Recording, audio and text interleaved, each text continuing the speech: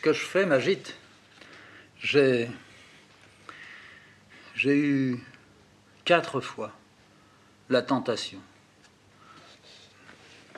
La tentation, et je me suis exécuté dans ce que je ressentais, dans l'attirance que j'avais. La première fois, c'était à la cour. On m'avait donné un petit magnétophone. J'avais fait ça pas en dérision, mais dans un état... J'étais brisé, je n'arrivais plus à travailler, j'en avais assez. La chanson habituelle. Puis j'avais sorti une bande, je n'avais même pas manipulé. Je l'avais glissé, appuyé sur les boutons. J'avais voulu savoir si c'était bien fait, bien branché. J'ai écouté ce que j'avais dit. Ici Fred, ici Fred. J'essaye de mettre en route cet appareil. J'écoute. Hop, je reviens en arrière, j'ai entendu ma voix. Ici Fred, ici Fred. J'essaye de mettre en route cet appareil. J'écoute. Ça m'a beaucoup attiré. J'avais, pour ainsi dire, jamais entendu ma voix. Je l'avais jamais entendue, sans doute. C'est pas seulement ma voix. C'est pas du téléphone. Je me suis lancé. Comme maintenant, je ne savais absolument pas où j'allais quand j'ai démarré. C'est petit à petit, à la 10e bande, à la 6e bande, je ne sais plus. J'étais totalement pris. La nuit, même si je rêvais, je parlais comme si quelque chose était près de ma bouche et enregistrait. En me réveillant, j'essayais souvent vainement de me souvenir qu'est-ce que j'avais pu dire dans mon rêve. C'était pas des images que j'avais eues, c'était pas une histoire qui se développait, c'était moi qui avais dit. Ça changeait tout. Et ça s'est mis en place. Ça s'est mis en place au moment où ça allait se terminer. J'avais un nombre de bandes, une grande surprise, un choc dans la poitrine. Qu'est-ce qui s'est... D'abord, qu'est-ce qui s'est passé? Ensuite, qu'est-ce qui m'est arrivé? Si je m'étais mis aux bandes dans un moment vraiment particulier, et certainement pas favorable à quoi que ce soit, sauf les bandes. Sauf les bandes, je m'étais retrouvé à l'aise. Dans le dessin, je ne l'étais plus. Et ça s'était dévidé, mais pas comme une bobine. Vraiment pas comme une histoire racontée. C'était pour moi la vraie surprise. J'étais pas subjugué, pas heureux, non. Je butais, je me disais, mais je me suis arrêté en plein milieu. Je me fatiguais très vite. Le matin, ça allait. En début d'après-midi, ça partait doucement. Et puis, ça s'arrêtait 1 heure après. Alors, je restais, mais tout à fait suspendu. Un peu comme si on avait coupé un courant, coupé un robinet, coupé quelque chose. Or, ça venait de moi, que de moi. J'avais aucun repère. Je ne savais pas où j'allais. Je suis arrivé au bout, à ce qui était censé être un bout. En même temps, j'étais tombé malade. Ça m'avait donné envie de vomir. Les 5 ou 6 dernières bandes, j'étais toujours en train de me lever, puis soit par la fenêtre, ou soit j'avais le temps de descendre, j'avais besoin de me soulager. Ça avait profondément brouillé quelque chose en moi. Je ne me demandais pas quand j'arrêterais. Il me semblait malgré tout... je dis ça parce que sans doute je viens maintenant d'être à nouveau dedans. Mais quand même, mon souvenir est bon. Je croyais que ça pouvait durer indéfiniment. Indéfiniment. Je veux dire, je pouvais me mettre, et puis pendant 2, 3, 4 mois, comme un dessin. C'est pas du tout un dessin. J'ai jamais pensé que c'était comme de l'écriture. Ce n'est pas du tout de l'écriture. C'est de la parole qui vient, qui coule. Ça serait un peu une source, mais une source qui serait tout à fait à moi. Oui. Bon, après, je ne peux plus me souvenir si j'ai pu me remettre au dessin, si ça avait été comme une purge. Ce qui est certain, c'est que j'ai été très gêné d'avoir fait ça. Très, je n'osais pas le montrer. J'étais ennuyé de le faire. Enfin, à Cécile qui savait ce que j'avais fait, je lui ai dit, si tu veux, tu peux l'écouter, mais d'abord, c'est pas pressé, puis c'est certainement pas bien. N'empêche que, quelques temps après, malgré tout, voyant que je pouvais pas travailler, je pouvais pas me mettre au dessin, je pouvais rien faire. Et je n'avais pas de, comme on pourrait dire, des souvenirs qui revenaient. Ça n'a rien à voir avec des souvenirs.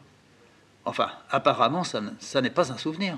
Même si c'est ce souvenir, c'est pas ce souvenir. Ce souvenir, ça serait encore participer à faire l'effort pour. Je fais pas d'effort. J'ouvre la bouche et voilà. Bon, Cécile avait écouté. J'avais fait écouter un morceau de Casquette. Ça avait commencé par Casquette et ça s'était terminé les deux premières bandes comme ça. Casquette, le roi. C'est après. C'est après que...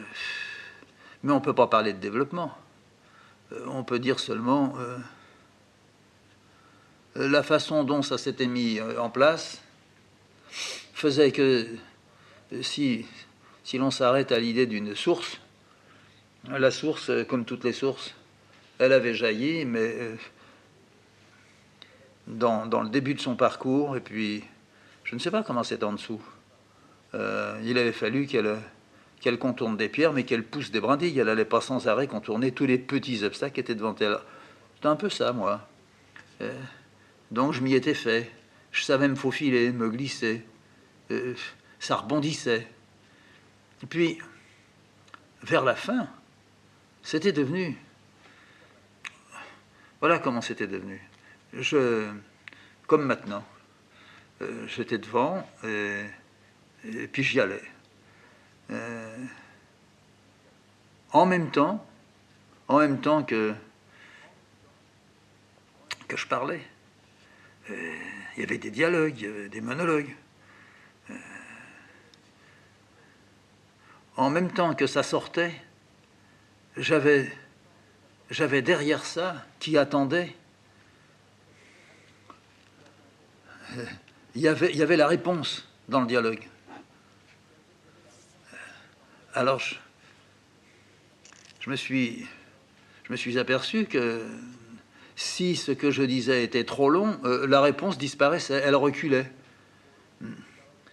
Elle ne revenait plus. Ou bien elle allait rejaillir mal à propos. Alors, c'était pas une question d'ordonnancer tout ça. Mais il était quand même nécessaire.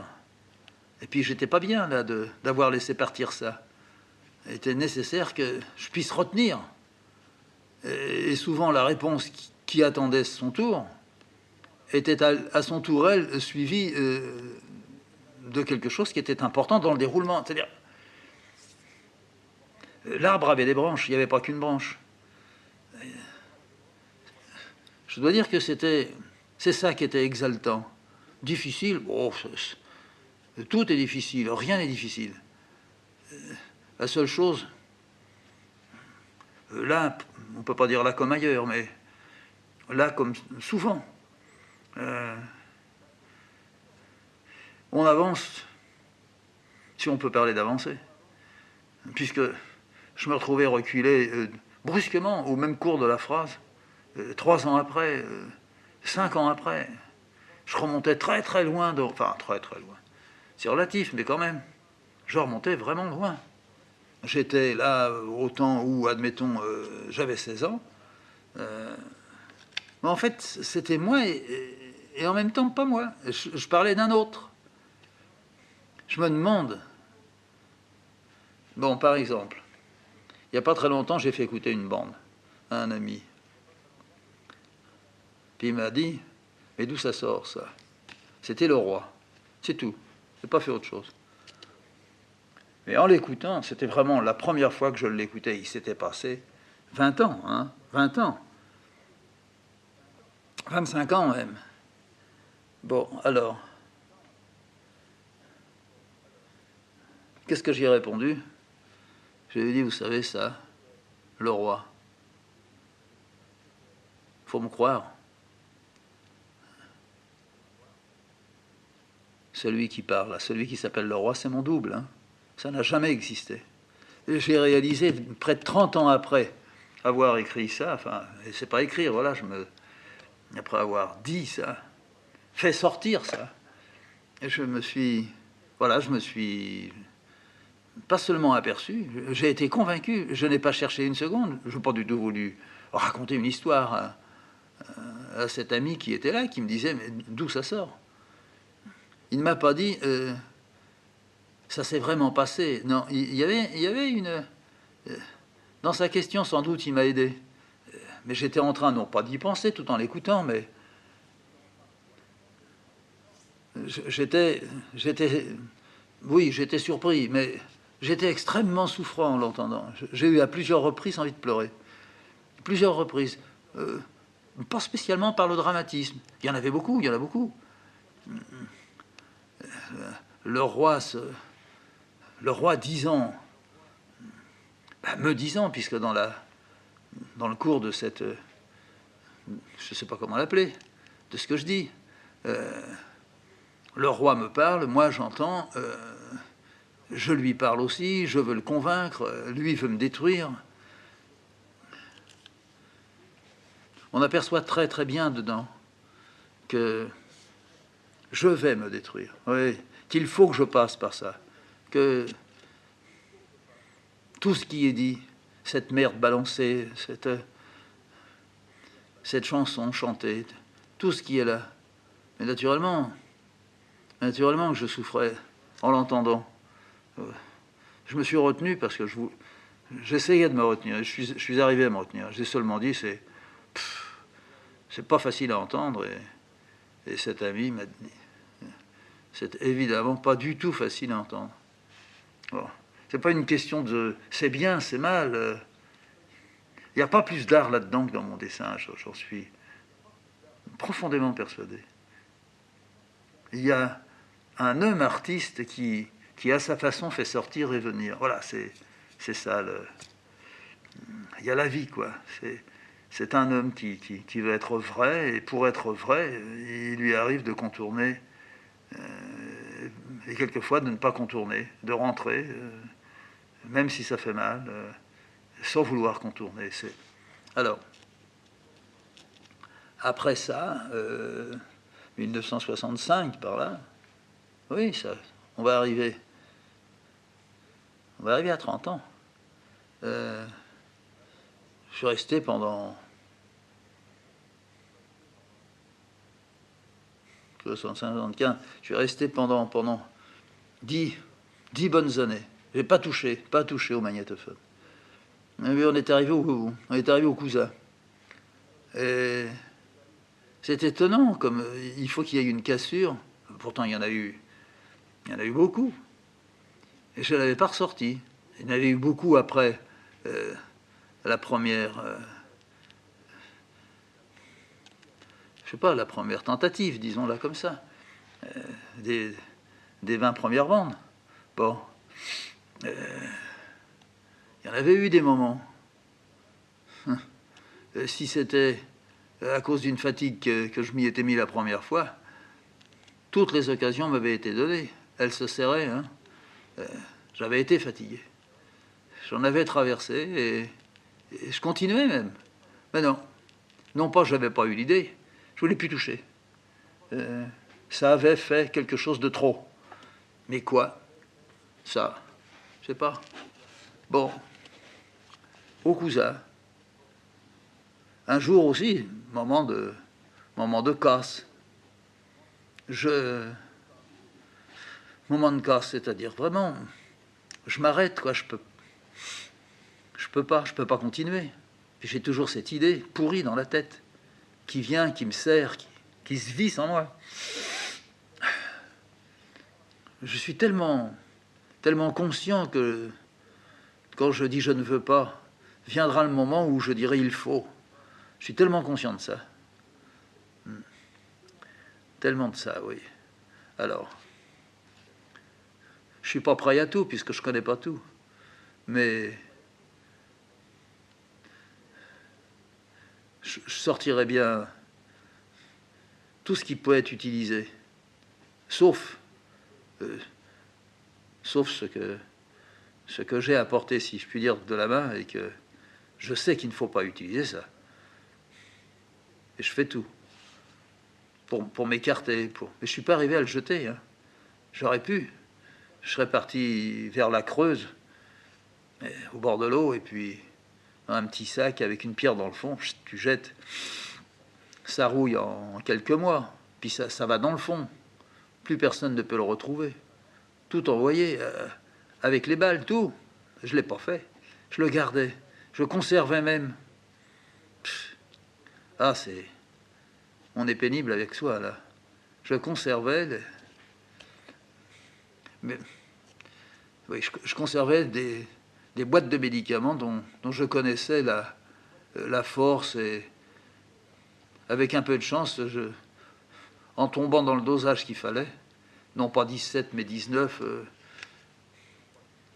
faire fondre avant, prendre une cuite par-dessus, tomber comme ça complètement inconscient dans le cirage, et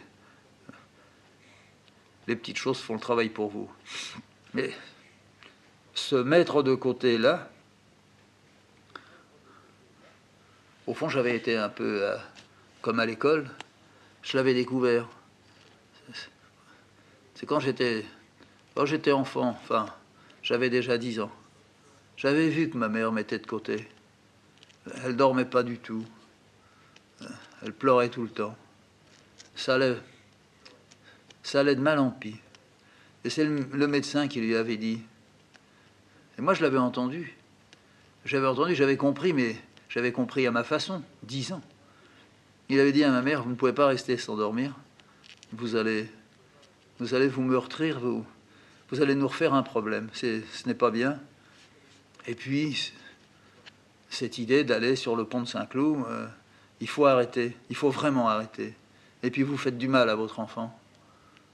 Alors, il s'était retourné vers moi et puis il m'avait dit, la prochaine fois qu'elle te le demande, ta maman, tu lui dis d'abord, je ne veux pas.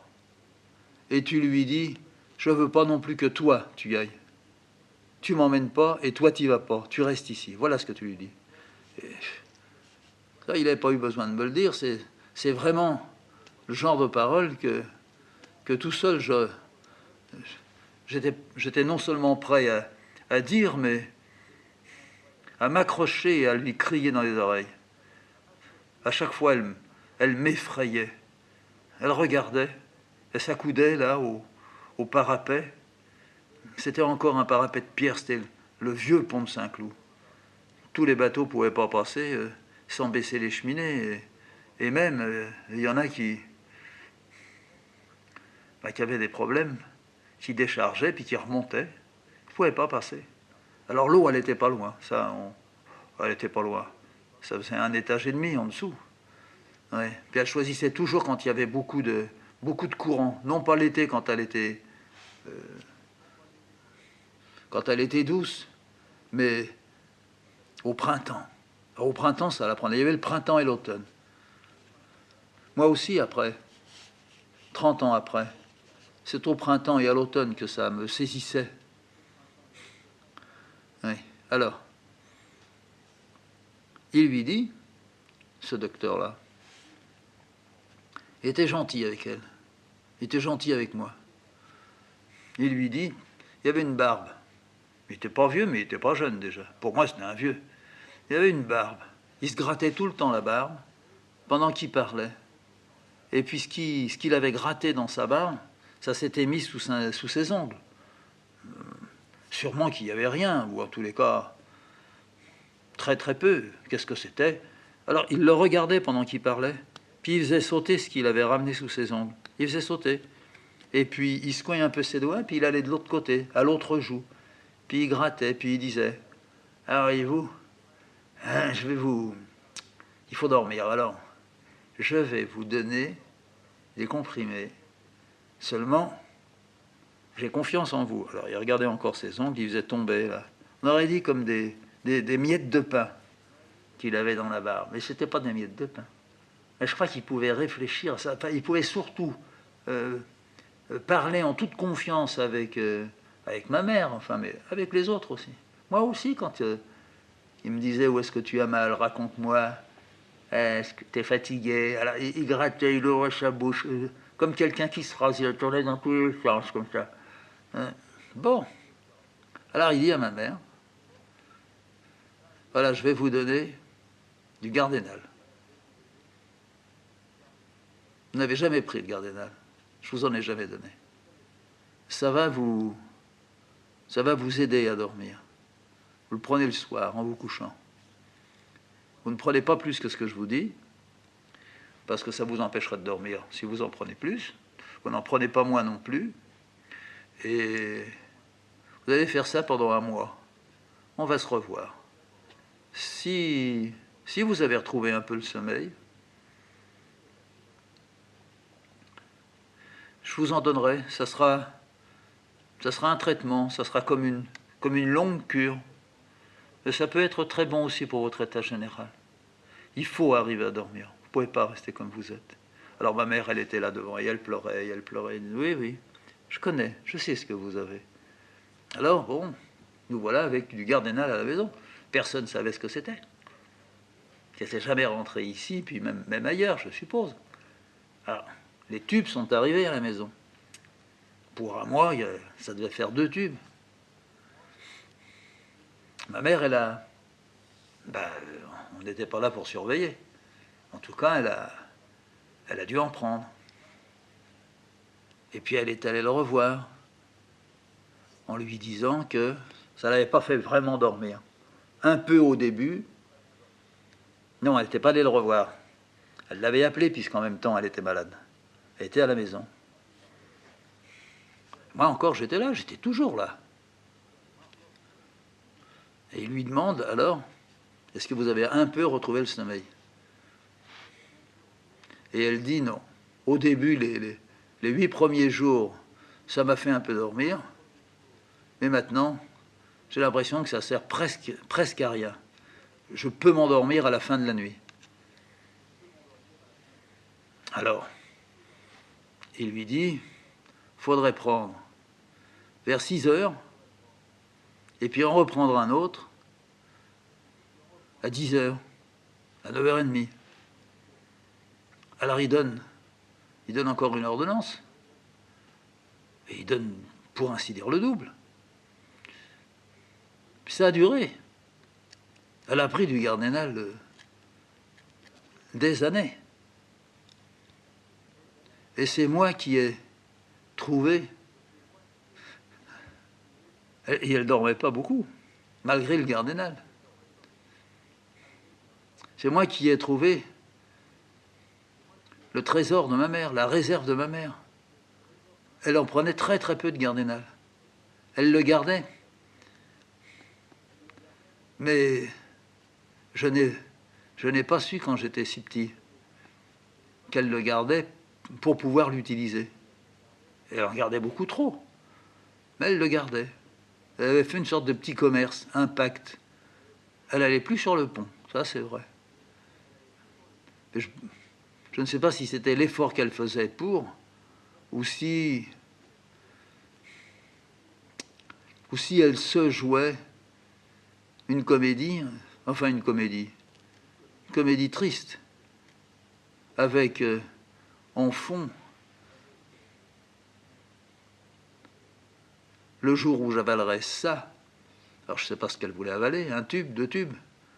Le jour où elle avait peut-être appris que le Gardénal c'était quelque chose qui pouvait être très dangereux, que ça faisait mourir. Que peut-être elle allait prendre le tube ou les 2 tubes à la maison, et qu'un quart d'heure après, elle allait partir sur le pont et là se balancer. Multiplier toutes les chances. Après tout, pourquoi pas, en tombant dans l'eau, sortir une lame et se couper les veines. Et c'est sans fin. Elle pouvait aussi fignoler le travail et se mettre une pierre autour du cou. Enfin, ça, moi, je pensais à ça parce que j'inventais pas, je m'imaginais pas. On apprenait dans le quartier. Toutes les semaines, il y avait quelqu'un qui se foutait à la flotte, un autre qui se pendait, un troisième qui s'en mettait une dans la poitrine. Je dis pas ça n'arrêtait pas, mais toutes les semaines, il y avait quelqu'un, il se loupait. Ça leur arrivait souvent de se louper. Alors après, ils étaient complètement... Ils tremblaient. C'était des gens qui ne pouvaient plus travailler, plus rien. Ils tremblaient, ils se mettaient à boire. Des fois, ils buvaient avant. Mais ils tremblaient parce qu'ils avaient eu une sorte de grande peur. Ils ne se pardonnaient pas ce qu'ils avaient fait. Ils étaient là. Je me rappelle d'un homme. Il était là comme ça toute la journée. Il pleurait sans pleurer. Il pleurait dans sa bouche. Et il n'arrivait plus du tout à articuler. Il avait cassé quelque chose, bien sûr. Voilà. L'idée de faire des réserves, elle est venue là. Ça vient de loin. J'ai eu l'exemple. Je l'ai gardé. J'ai fait mes réserves. Moi aussi, Alors on revient aux bandes.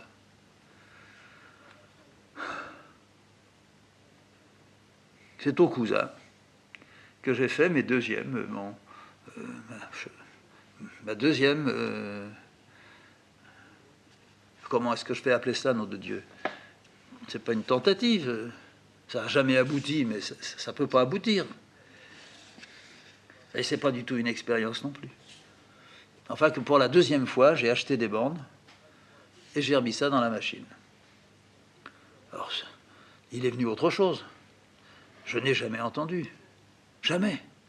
Je ne veux pas écouter ça. Mais je l'ai fait.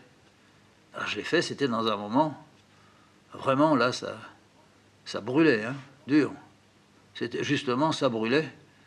C'est là que j'ai pu brûler des dessins dans la cour de cette maison que nous avions là-haut. Là-haut, au Cousin, enfin, pas très loin de la Châtre. C'est là que j'avais ma fourche, parce que à la couche, j'ai pas brûlé comme ça. Non, non. À la couche, je mettais dans le feu. Je faisais des petits tas. Ça faisait feu continu. Mes dessins bien découpés, enfin déchirés. Et je les entassais comme ça. C'était un grand godin. Alors l'air arrive par le bas, et il ne peut partir quand on a ouvert le tirage que par le haut. Alors. Et comme c'est serré, ça fait pas des grandes flammes. Je me souvenais même, mais je l'ai pas fait parce que ça abîmait. Mais à la maison, c'était des petits paquets comme ça que mon père faisait en les mouillant. Il mouillait le papier, pas beaucoup, mais il mouillait le papier, ce qui fait que les flammes s'acharnaient comme une maladie. S'acharnaient pour assécher, mais elles avaient du boulot pour pouvoir aller jusqu'au cœur de ce petit tas de papier qui était mouillé. C'est là que j'ai effectivement brûlé. Pas mal, hein? Pas mal. Mais au Cousin, alors là, je ne l'ai pas mis dans le poêle. Au Cousin, je me suis mis dans la cour, à l'ancien emplacement du tas de fumier. J'étais passé par le garage, j'avais amené 4-5 cartons, au moins 50 dessins par carton. Et puis je voulais en finir, au fond je voulais en finir avec moi. C'est moi qui voulais brûler, mais tu te mets pas dans le feu comme ça. J'avais toujours le revolver, hein. Je l'avais. Mais je reculais. C'est vrai qu'on a peur. C'est vrai qu'on se menace pour ne pas le faire, hein, pour s'arrêter au fond. Alors dans le fond de la cour, bon, on va pas rentrer dans les détails, mais avec une fourche en fer, retourner des dessins, c'est pas loin de retourner des corps et de les brûler, hein. Pas loin. Alors j'ai pas pu. J'ai brûlé ce que j'avais amené, comme une journée entière de feu. Cécile m'a demandé, tu brûles quoi? J'ai dit, c'est des vieux dessins qui me font chier, et je serai beaucoup mieux quand ils seront plus là. Ils me gênent. Et il y avait beaucoup de vrai en même temps. Non pas que les dessins, ceux-là précisément, mais non, les pauvres. Ils n'étaient pas plus. Non, mais non. Non, mais j'avais un meuble que j'avais fait moi-même, dans lequel je mettais d'un côté avec des rayonnages dedans très grandes, hein, des planches qui coulissaient, enfin, elles ne coulissaient que parce que je leur mettais du savon, ouais, sur des tasseaux. Mais c'était pratique. Je mettais à plat mes dessins dans des cartons, et puis je les poussais là-dedans. Alors j'avais 3-4 cartons par casier, par étage. Petit format, grand format, enfin, c'était bien. Et puis de l'autre côté, j'avais à peu près la même chose, mais c'était mes papiers, mes cartons vides, mon papier aquarelle, mon papier à dessin, mon papier à support, enfin bon, tout ce dont j'ai besoin. Et c'était derrière moi, dans mon dos. J'avais eu ça quand j'étais à la Cousse. J'avais pas le même système. C'était des cartons que j'appuyais le long des murs, dans l'atelier, là, au grenier. Mais j'avais un peu abîmé des dessins. Au fond, je me défendais d'y tenir, et puis j'y tenais quand même. Je voulais pas qu'ils soient abîmés. Alors là, j'avais fait ce casier au cousin. Et ce casier, donc, il était derrière moi. À un moment, enfin, au bout d'un temps, il y a toujours un mûrissement. C'est très rare que ça saute comme ça, disons le lendemain, ou dans un délai très court ou relativement court. C'est toujours assez long. C'est au bout de plusieurs années qu'il m'est venu en tête que si je n'étais pas bien, il y avait une grande partie de si j'étais pas bien qui provenait de ça. Ce que j'avais dans le dos, ce qui était derrière moi. Ça appuyait, ça me regardait, ça envoyait. C'est possible, pourquoi pas? Pourquoi pas? Fait comme c'est fait et venir d'où ça vient. Là-dedans, il y a tout. J'ai toujours cru ça. Alors c'est là que j'ai dit, il faut que je mette ça ailleurs. Ailleurs, j'avais pas assez de place. Il s'est trouvé que donc il en restait. Oh ben, il n'y a qu'une chose à faire. Je vais me mettre dans la cour, je vais les brûler. Bon, c'est parce que aussi j'étais pas. Je les avais bien gardés avant, j'avais bien eu ce meuble dans le dos avant.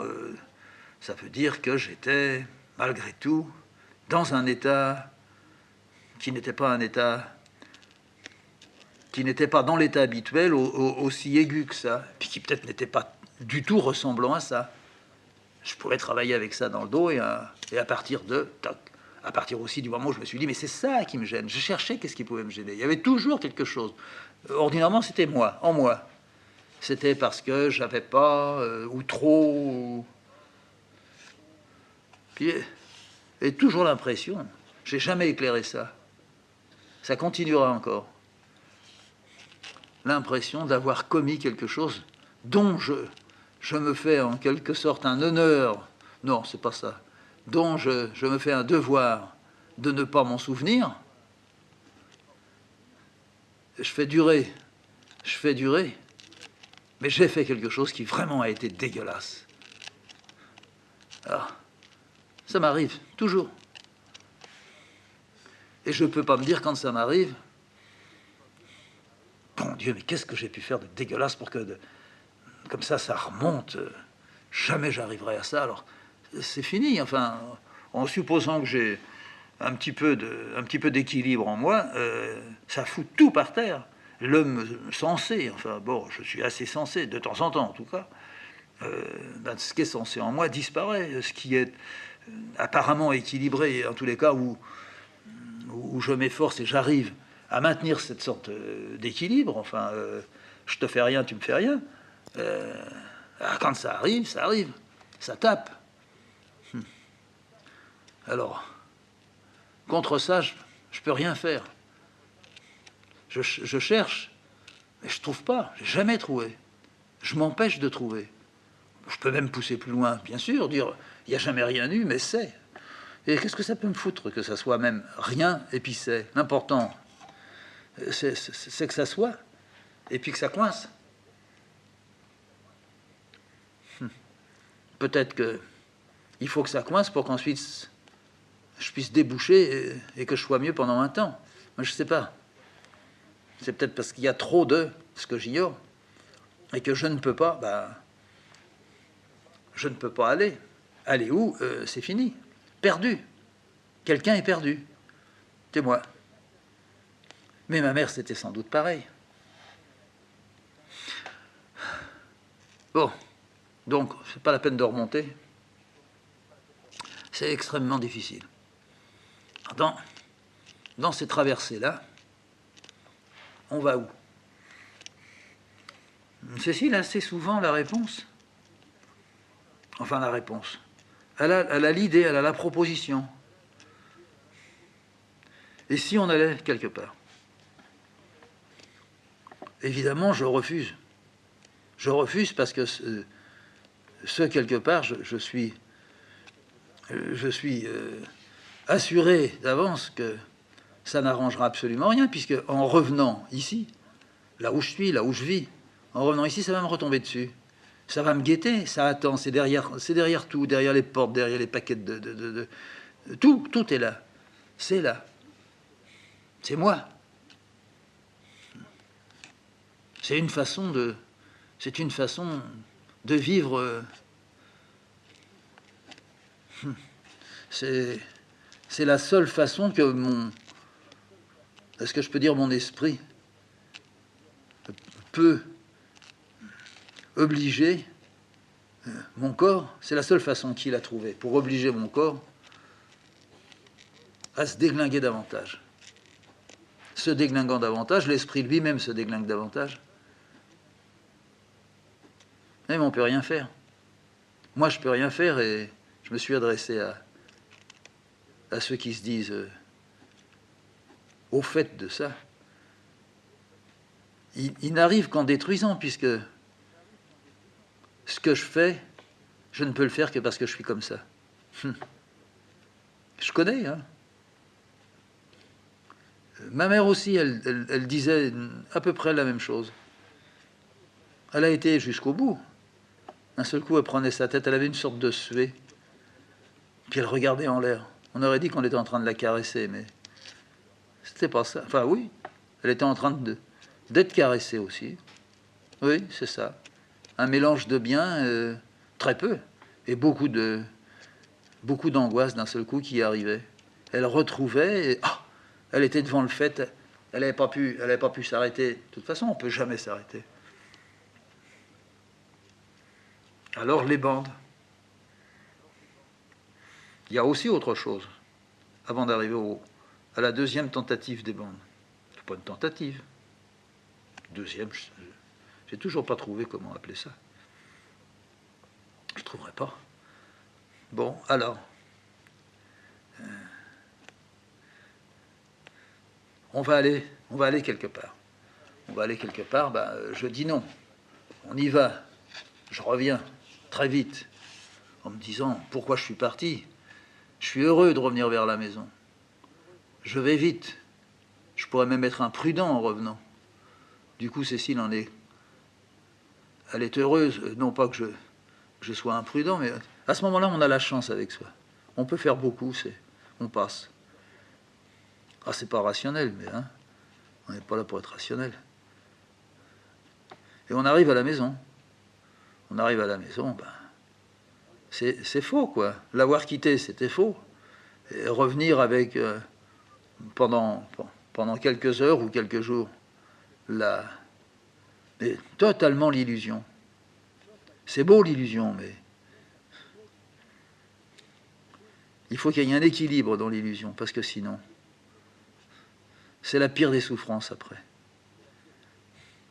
Il faut ravaler. On ne peut pas ravaler ce qu'on a craché. Hein. J'imagine si on avait dit à ma mère, tout ce que vous avez craché comme sang là, vous allez guérir si vous l'avalez. Oh la pauvre.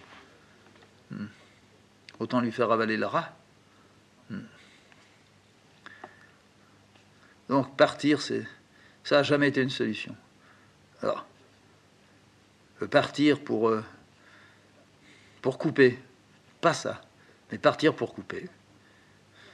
Une tranche a été faite, elle est là, on part. Ça, c'est possible. Ça va. Mais partir avec une raison, quasiment à la clé une chose attendue, non. Ce qui est dedans, là, on peut l'appeler l'ange noir, bon, le D-Book, en tous les cas, il n'accepte pas. Il ne peut pas. Le double, il attend la première occasion pour mettre tout en route. Un vrai bastringue. Et on est bien à un moment donné. On dit j'avais raison, c'était bien ça, on retrouve tout, enfin. Quand on est parti, on avait tout perdu. Et quand on revient, on retrouve tout ce qui est sale, tout ce qui est brisé. Pendant un jour ou deux, l'illusion, elle persiste. Oui, je suis pas entièrement bien, mais ça va aller. Bien sûr, on s'illusionne. Et puis, bon, ça tombe par terre, quoi. On ne peut pas ramasser ce qu'on a fait tomber, on ne peut pas se ramasser soi-même.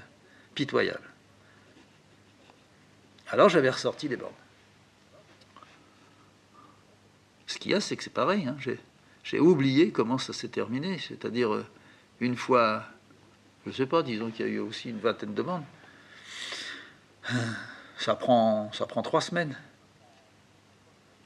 Ça va vite, hein, c'est pas un journal, hein, c'est pas quelque chose d'assidu, et ça n'est surtout pas se regarder. On lâche, c'est pris, c'est mis comme dans une boîte, et on n'y touche plus. À la limite, on pourrait dire, si ça se trouve, ça pourrit comme du fromage. Et quand on ressort, ça ne veut plus rien dire. Ça disait déjà pas grand-chose sur le moment, mais sur le moment, cette chose-là, ça compte pas. Ça sort, ça bouscule, c'est vraiment pressé. C'est pressé, c'est ça. Quelque chose qui exige. C'est pas loin d'une crise, d'une certaine façon. C'est même une crise. Ça change pas la voie. Mais on n'est pas le même. Pas du tout. Mais c'est évidemment bien de ne pas être le même, puisqu'on est venu là, on n'était pas. Si on n'est pas le même, c'est qu'on est en train de bouger vers quelque chose. Alors ça valait le coup. Et puis quand ça s'arrête, fatigué. Je dirais d'abord très fatigué. C'est très fatigant. Très. 3 semaines comme ça, du matin jusqu'au soir.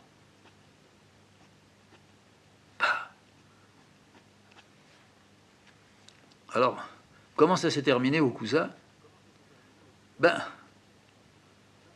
J'en parle, mais c'est pas pour dire comment ça s'est terminé, c'est pour dire je ne sais pas comment ça s'est terminé. Ensuite, on est venu à la Châtre. Alors là, il est évident qu'il y a eu de gros problèmes. Il y a eu le problème ici, sur place.